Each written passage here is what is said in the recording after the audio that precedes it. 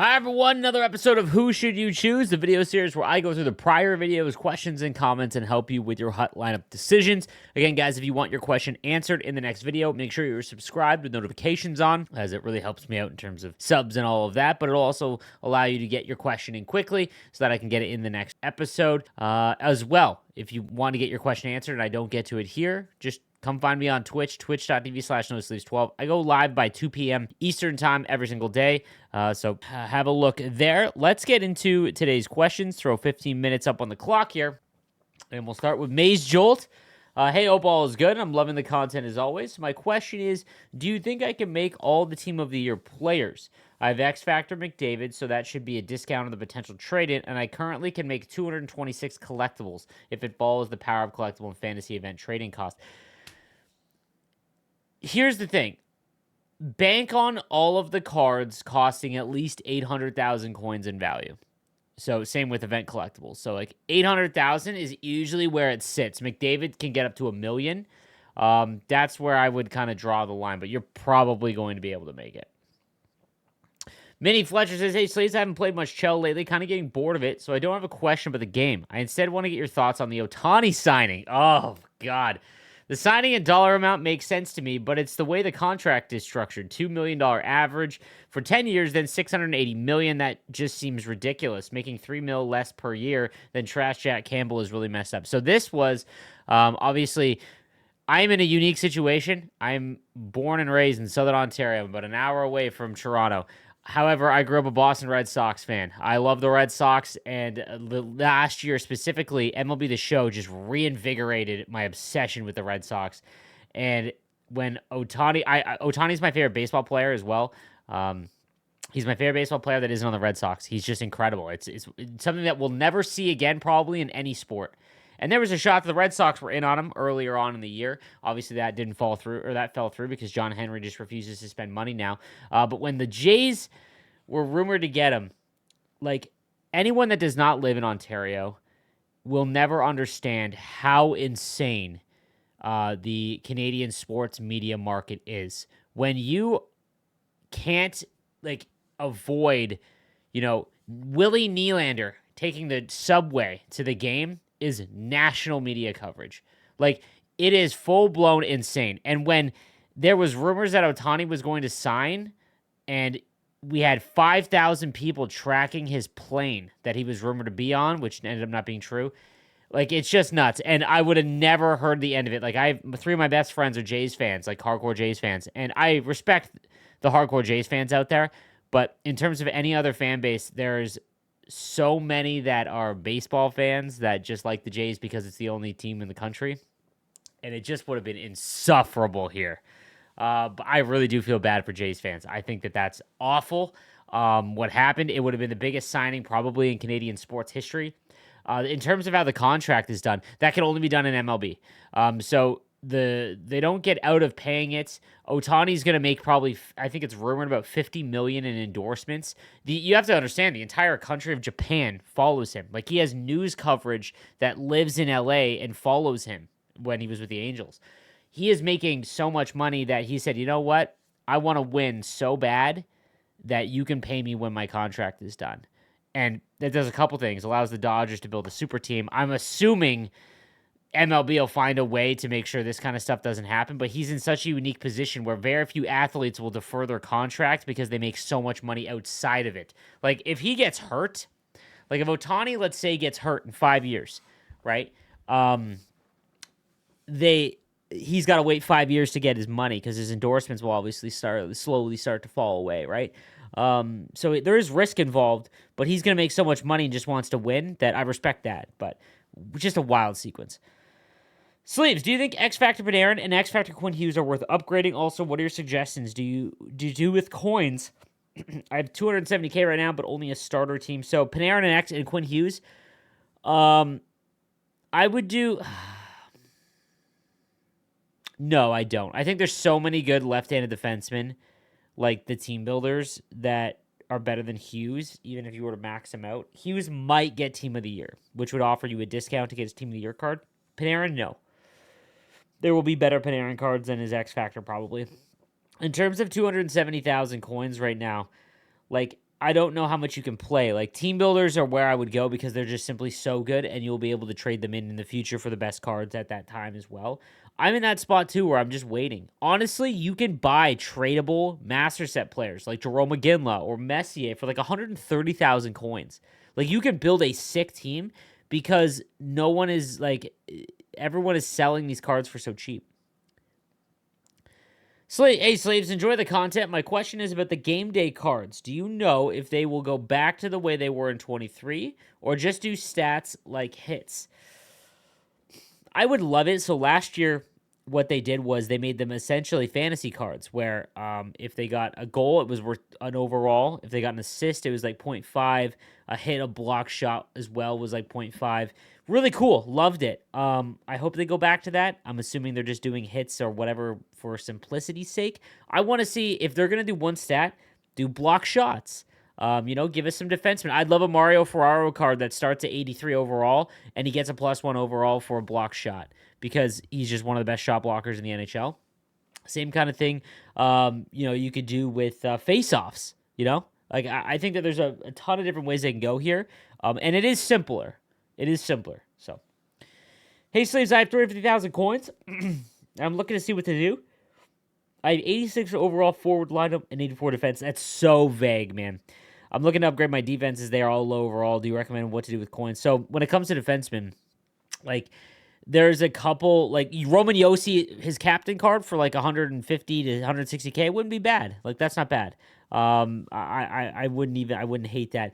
Also, investing in Nick Lidstrom's card, for example, his power up card, not a bad price either for a very, very good card. Also, look at like Makar's like 87s and 88s. You don't have to chase the big one because he's very similar in terms of abilities and all of that.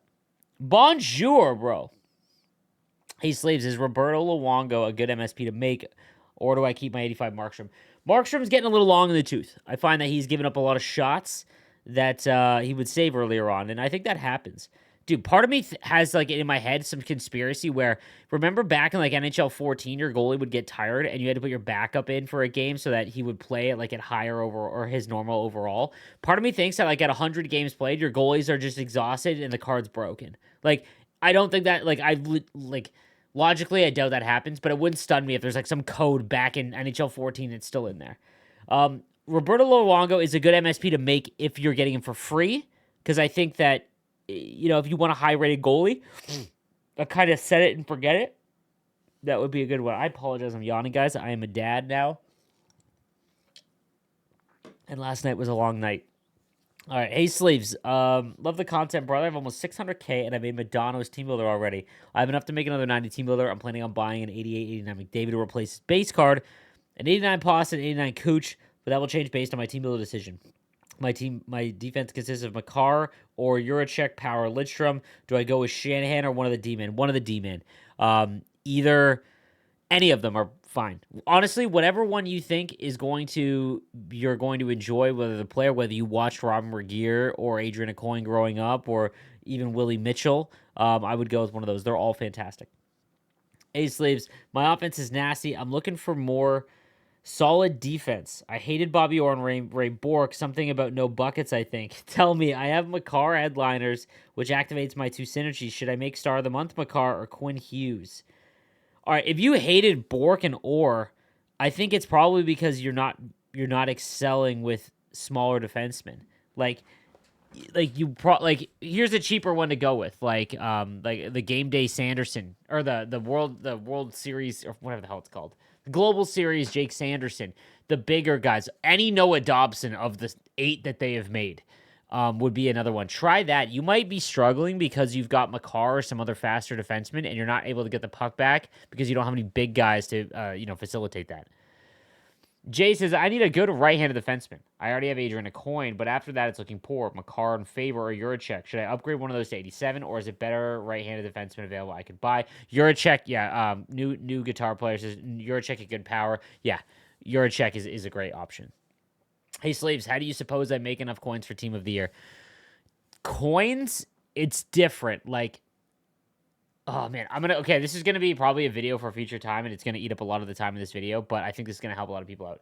I'm in a situation now where Team of the Year is coming probably in 3 weeks. Team of the Year, for anyone that doesn't know, are 6 cards that are going to cost you 800K to $1 million in value, and they will upgrade every time that player gets a new card. So if McDavid gets a new 94 overall card, your Team of the Year version will automatically go to 94. They always have like 10 abilities to choose from. They have max synergies. They have 3 slots that have 3 to each synergy. Like, especially with how synergies work this year, they're going to be overpowered. And it depends on who gets selected. McDavid's a lock for sure. But then it's this year more than any other year, it is difficult. We made some predictions on Coffee and Shell. You can go back and watch that episode. I just released it today. But when it comes to making Team of the Year, there's 2 ways you could go. You could go taking as much fodder as you can for trading them in. So that's taking untradeable rivals rewards, and then basically having a lot of cards to trade in for collectibles when they come out. Or you can take tradable and go all coins. So with Hut Champ specifically, Mega Players Packs have been the best because gold non-NHLers have been going for like 1,000 coins. That's not the case anymore. They're going for like 750 at times. So because it's pointless to build Mario and Gretzky if you haven't started yet, because you can buy them for less than what it costs to make them untradeable. So I personally am going to take as much tradable as I can, and I'm going to go the coin route. I think that's probably the play, because then you can buy one. What ends up happening is there will be McDavid. He'll go for $2 million. So you want to have enough to at least make one McDavid, which is why chasing his X Factor is so good, because usually there's a massive discount on his X Factor to whatever. But after that, usually they're under $1 million to buy tradable. And if you can get to $1 million in 3 weeks, if you play this game, you play Champs and Rivals, you could probably get to $1 million this game in the next 3 weeks. It'd be close, but I bet you could. It's probably coins is the best way to do it. Hey, buddy, what do you think of investing into X Factor Doughty now that he's up to a 90 and could get ahead of progression for a bit? Alternatively, could use him and power down Eichel and reroll at mod. I don't know if either Doughty or Eichel are worth it long term once their overalls at 90. Edit, got one more X Factor pointer Stutzla from the set, so could do a reroll with only one of Eichel or Doughty. I would not reroll Eichel because he is one of the best cards in the game. He has a custom stride. He feels different. He is just built different, as they say. And in terms of Doughty, yes, this is what I was talking about the fantasy event. Because they did MSPs and cards that were X Factors already, having the X Factor is nice because if they explode, at least you have the ability at a cost to upgrade them. I can't stand Doughty as a hockey player and a person, but Doughty is definitely the best right now, so I would definitely invest into Doughty. I wouldn't power down Eichel, but I would invest in Doughty. Take it slowly but surely. I love the content as always. My question is, how much do you think I need to save for Team of the Year players? Currently I have this. 38 83s. Oh my god, dude. You're fine. You're more than likely going to be able to make them all. Good lord. Dummy says, hello, while I was thinking about my question, I came up with the answer myself. So all that remains for me to say, thank you for your great content and greetings from Germany. Bonjour, brother. All right, love that. Hey, slaves, love the content. Looking to make a defensive defenseman that can throw the body around to pair with Makar or Bobby Orr. I have Breezewall, but I need someone else and forgot to make Juracek.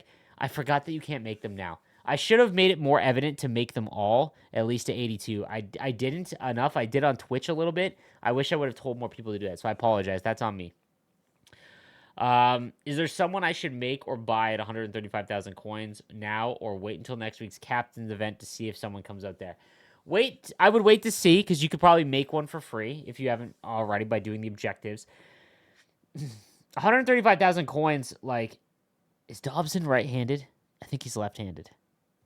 I'm trying to think of a righty that would be good that isn't a team builder or Makar. Like, honestly, your best bet is to make Adrian a coin. That's probably the way. Or you could go, because that would be to pair with Bobby Orr. To pair with Makar, it's 100% either Regeer or Willie Mitchell. They'll have the most longevity. Or you could go with Lidstrom's power-up icon and activate gold quick pick. All right, Leon says, yo, Sleeves, I'm free to play, and I have about 100,000 coins. I didn't work on team builders right from launch, but a few weeks ago I decided I wanted to go for Nieuwendyk because I wanted a 1C. I'm still only halfway. My question is it worth it for me to continue with team builders at this stage, or just save my gold players for Team of the Year? I tried to go for the Hut Champs Taves too, but quickly realized I can't hang in Hut Champs. Appreciate it, brother. Ooh. If you're not able to hang in Hut Champs, it's very difficult because the Mega Players packs were so good for it. I would keep going to make New and Dyke. I would, but you're going to want to make a second one to get a 90. Like, you need to trade in 2 to get the 1. So just making 1 wouldn't be worth it. The issue is that right now, because Team Builders have just come out, they're so expensive. Given your situation, I would probably just wait for Team of the Year. I would probably just wait for Team of the Year. All right, everyone, that's going to do it for me today. Again, if I didn't get to your question, I apologize. Make sure you subscribe and notifications on for the next video.